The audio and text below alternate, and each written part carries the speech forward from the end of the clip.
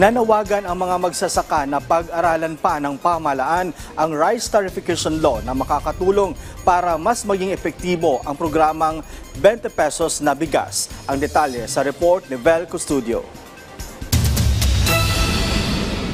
Naghayag ng mungkahi ang mga grupo ng mga magsasaka para maging mas epektibo ang pagpapatupad ng 20 bigas meron na program ng pamahalaan. Ayon sa mga magsasaka, hindi lang dapat umasa sa subsidiya ng gobyerno ang pagpapatupad ng 20 peso kada kilong bigas. Dapat din na paigtingin ang suportang ibinibigay sa mga magsasaka. Isa sa hiling nila ay pag-aralan ng pagpapatupad ng Rice Tarification Law. At para umayos yan, ang tingin ko, you need to review the Rice Tarification Law. You need to review the powers of the NFA.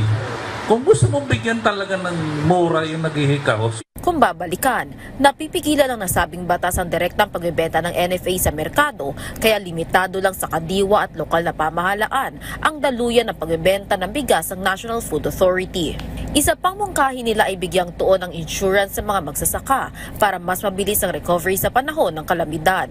Dahil agroclimatic tayo, hindi na magbabago yan. 19 to 20 typhoons with vicious and different intensity.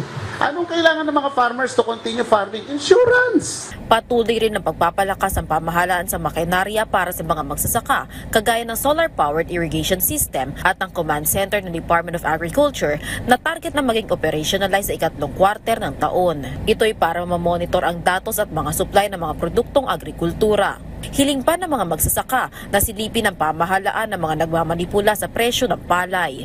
Sistema pong nakikinabang talaga dito yung mga palay trader na nasa gitna na namimili ng 15 pesos at binebenta naman po nila sa NFA ng 24 pesos.